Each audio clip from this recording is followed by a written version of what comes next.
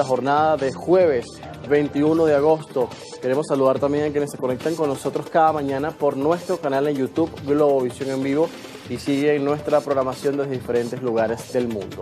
Comenzamos entonces. Estados Unidos sancionó este miércoles a otros 4 miembros de la Corte Penal Internacional por sus investigaciones sobre crímenes en Gaza y también la participación de Estados Unidos en conflictos como el de Afganistán. Es la información que surge de parte de la administración Trump y se trata de funcionarios de Canadá, Francia, Fiyi y Senegal, respectivamente. Estas sanciones contemplan el bloqueo de bienes en territorio estadounidense y la prohibición de realizar transacciones con ciudadanos norteamericanos. Esta es la tercera ronda de sanciones de la administración de Donald Trump contra la CPI en lo que va de año, tras las impuestas en febrero contra el fiscal Karim Khan y en junio contra 4 jueces del tribunal. Washington sostiene que estos funcionarios extranjeros participaron directamente en intentos de investigar, arrestar o procesar a ciudadanos de Estados Unidos e Israel, pese a que ninguno de los dos países reconoce la jurisdicción del órgano. Desde La Haya, la CPI calificó la decisión como un flagrante ataque contra la independencia judicial y recordó que actúa de forma imparcial bajo el mandato de 125 Estados miembros. El tribunal advirtió que las sanciones también representan una afrenta contra los países que respaldan su labor y contra millones de víctimas de atrocidades en el mundo que buscan justicia. Pese a las sanciones, la Corte enfatizó que seguirá adelante con sus investigaciones, incluyendo las que involucran a fuerzas estadounidenses en Afganistán y a la CIA en operaciones de seguridad. La CPI, creada por el Estatuto de Roma en 1998, tiene el mandato de juzgar a individuos acusados de crímenes de guerra, humanidad y genocidio, aunque potencias como Estados Unidos, China, Rusia e Israel nunca se han adherido a su jurisdicción. Revisamos ahora más información, una que vincula directamente a los países latinoamericanos, especialmente a Colombia, y para ello vamos al portal colombiano del Tiempo. Álvaro Uribe pide acelerar la elección del candidato presidencial del Centro Democrático en primer acto público tras quedar en libertad. El exmandatario reapareció en Sabaneta, Antioquia, apuntando hacia los comicios de 2026. Dice que el expresidente Álvaro Uribe reapareció en su primer acto público tras obtener la libertad concedida por el Tribunal Superior de Bogotá, que falló una tutela a su favor al considerar vulnerados sus derechos en el proceso que lo condenó en primera instancia a 12 años de prisión por fraude procesal y soborno. El exmandatario, que permanecía en detención domiciliaria en la finca El Capricho, ubicada en Río Negro, convocó para las 5 de la tarde de este miércoles a la ciudadanía de Sabaneta a través de sus redes sociales. Una vez allí, el líder natural y fundador del Centro Democrático dialogó con la comunidad y autoridades locales, aseverando que espera se prolongue su libertad en la resolución en segunda instancia de su caso. Así lo dice el diario El Tiempo en su sitio en internet. Y vamos a revisar ahora las tensiones en el marco del conflicto entre Rusia y Ucrania en Europa del Este y su repercusión también en países vecinos como Polonia, que denunció este miércoles la incursión de un dron militar ruso en su espacio aéreo, todo durante ese momento en un campo de maíz en la localidad de Osini, cerca de la capital Varsovia. El ministro de Defensa calificó el hecho como una nueva provocación de la Federación de Rusia. La ex dejó víctimas, pero sí provocó daños materiales en viviendas cercanas. Según las autoridades, el dron no estaba armado, pero portaba una ojiva autodestructiva que detonó al impactar contra el terreno. El incidente se suma a una serie de violaciones del espacio aéreo en Europa del Este desde que comenzó la invasión rusa de Ucrania hace más de 3 años y medio. Varios drones y misiles rusos han sobrevolado territorio de países vecinos como Letonia, Lituania, Rumania y la propia Polonia, todos miembros de la OTAN. El gobierno de Varsovia advirtió que seguirá reforzando la seguridad fronteriza ante lo que considera maniobras de presión e intimidación de parte de Moscú.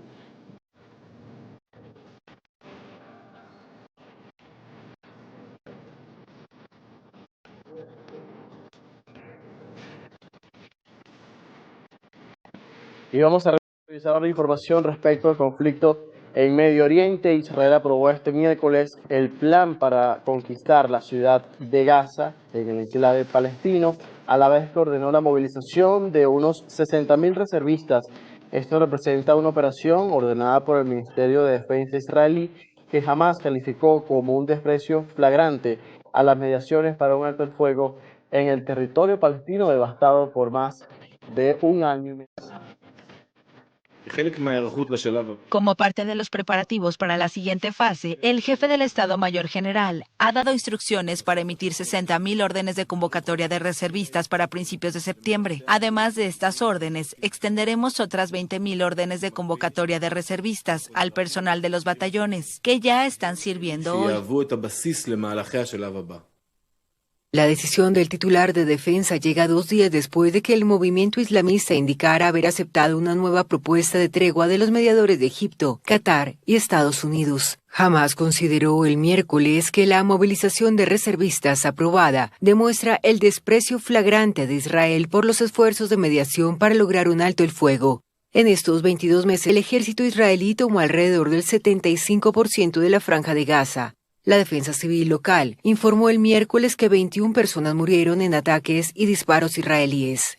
En el sur del territorio, el ejército israelí afirmó haber una decena de combatientes de Hamás al repeler un ataque de su brazo armado, que por su parte aseguró haber matado a un número indeterminado de soldados israelíes. Combatientes de la brigada Kafir frustraron un ataque. Una decena de combatientes de Hamás al repeler un ataque de su brazo armado, que por su parte aseguró haber matado a un número indeterminado de soldados israelíes. Combatientes de la brigada Kafir frustraron un ataque contra un puesto avanzado de la fuerza de la brigada en el sur de Han Yunis. Los combatientes identificaron a más de 15 que emergieron de un pozo de túnel y abrieron fuego, incluyendo fuego de RPG contra las fuerzas. En los últimos días, Israel intensificó sus ataques aéreos y sus operaciones en tierra en Ciudad de Gaza y los campos de refugiados aledaños, considerados como los últimos bastiones de Hamás. El conflicto también aumentó las tensiones en Cisjordania ocupada, donde Israel aprobó el miércoles un proyecto de construcción de 3.400 viviendas que, según sus detractores, impediría la creación de un posible Estado palestino con continuidad territorial. Que emergieron de un pozo de túnel y abrieron fuego, incluyendo fuego de RPG contra las fuerzas. En los últimos días, Israel intensificó sus ataques aéreos y sus operaciones en tierra en Ciudad de Gaza y los campos de refugiados aledaños, considerados como los últimos bastiones de Hamás. El conflicto también aumentó las tensiones en Cisjordania ocupada, donde Israel aprobó el miércoles un proyecto de construcción de 3.400 viviendas que, según sus detractores, impediría la creación de un posible Estado palestino con continuidad territorial. Y ahora vamos a cambiar de tema porque alrededor de 80 personas murieron este miércoles en un accidente de tránsito ocurrido en la provincia de Herat, al oeste de Afganistán. En un autobús que transportaba migrantes recién llegados de Irán chocó contra una motocicleta y un camión cisterna cargado de combustible, lo que provocó una explosión y posteriormente un incendio. Testigos señalaron que el autobús circulaba a gran velocidad cuando se cruzó una motocicleta. La policía atribuyó la tragedia al exceso de velocidad y a la negligencia. Las víctimas viajaban hacia Kabul tras haber sido expulsadas de Irán en medio de una ola masiva de retornos forzosos de migrantes afganos. Y más de 20 personas han muerto en las últimas horas en medio de las lluvias monzónicas en Pakistán. Así lo informaron las autoridades de ese país. La Autoridad Nacional de Gestión de Desastres informó el miércoles que una veintena de personas murieron, la mitad de ellos en Karachi, la capital financiera del sur. Las crecidas causaron el derrumbe de viviendas y descargas eléctricas. Algunos muebles nuevos que habíamos comprado quedaron completamente destrozados. Cuando llueve, la situación es aún peor de lo que se ve ahora. Estábamos sacando el agua de nuestras casas, que llegaba a 1 metro de altura. Espero que alguien venga a limpiar esta zona. Necesitamos un sistema de drenaje adecuado para la lluvia, para que el agua no entre en las casas de los pobres. Desde la tarde del jueves, más de 400 personas han muerto solo en Khyber Pakhtunkhwa, una provincia montañosa del noroeste fronteriza con Afganistán. Los deslizamientos de tierra y las inundaciones repentinas son habituales durante la temporada del monzón, que suele comenzar en junio y dura hasta finales de septiembre. En total, según la Dependencia de Gestión de Desastres, cerca de 750 personas han muerto desde que comenzó la estación monzónica. Mientras esta situación se vive desde hace una semana en Pakistán, en España, los incendios forestales no dan tregua a pesar de que ya terminó la ola de calor.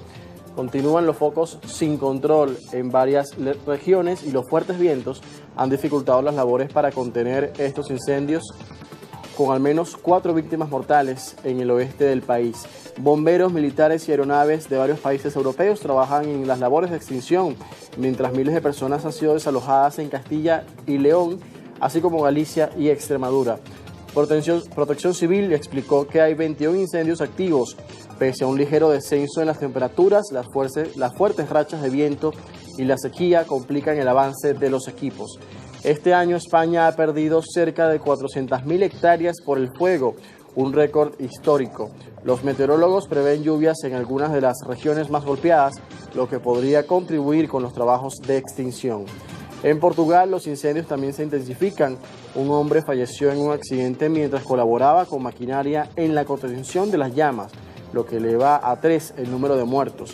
Aumentan las críticas también al gobierno por su gestión de los incendios, mientras las llamas ya han arrasado más de 261.000 hectáreas en la vecina Portugal. Y vamos a cambiar de tema, seguimos hablando de Europa. Les contamos que una emblemática iglesia de madera roja llegó este miércoles a su nueva ubicación en la ciudad ártica de Kiruna, en Suecia, tras un traslado de 2 días debido a la ampliación de una mina subterránea que es la más grande de Europa. El templo luterano de 40 metros de altura y 672 toneladas fue transportado 5 kilómetros en remolques especiales, controlados a distancia por un técnico argentino. La compleja y costosa operación comenzó el martes por la mañana y terminó el miércoles luego del mediodía, avanzando a un ritmo de medio kilómetro por hora. El traslado de la iglesia habría costado unos 52 millones de dólares. Estoy tan feliz, se siente fantástico que tuviéramos la iglesia en este nuevo lugar y que todo haya salido tan bien, exactamente como lo habíamos planeado, así que he estado tranquilo durante estos días, pero ahora me siento tan feliz y aliviado de todos modos. El traslado del templo, inaugurado en 1912 y diseñado por el arquitecto sueco Gustav Wickman, despertó un gran interés atrayendo a una gran multitud a esta localidad de 18.000 habitantes. Es una experiencia única en la vida ver el traslado de una iglesia tan grande y conocíamos la iglesia por dentro y es una iglesia muy hermosa. Todo el centro de la urbe está siendo desplazado ante la amenaza de derrumbe que representan las excavaciones cada vez más profundas de la gigantesca mina de hierro de la compañía LKAB. En 2023, la empresa anunció que había descubierto al lado de la mina el mayor yacimiento conocido de tierras raras de Europa. La empresa ofreció compensar económicamente a los afectados o reconstruir sus inmuebles. En total, 23 edificios históricos fueron relocalizados, incluida la iglesia. Muy bien, amigos, y vamos a cerrar las noticias en Asia con esta imagen espectacular porque una intensa bola de fuego iluminó el cielo nocturno del oeste de Japón, lo que sorprendió a residentes y aficionados a la astronomía. El fenómeno, visible durante varios segundos, generó numerosas imágenes compartidas en redes sociales. Expertos confirmaron que se trató de un bólido, un meteoro excepcionalmente brillante que ingresa a gran velocidad en la atmósfera terrestre. El Museo Espacial de Sendai explicó que por su trayectoria, lo más probable es que terminará cayendo en aguas del Océano Pacífico. De acuerdo con la NASA, las llamadas bolas de fuego suelen ser provocadas por objetos espaciales de más de 1 metro de diámetro, capaces de generar un destello mucho más luminoso que el de una estrella fugaz. Estos eventos, aunque poco frecuentes, forman parte de los fenómenos naturales que acompañan el constante ingreso de material cósmico a la Tierra. Y así se iluminó el cielo de Japón con estas espectaculares apariciones de una gran bola de fuego en su espacio. Y con esto, amigos, cerramos la actualidad internacional este jueves en Primera Página. Vamos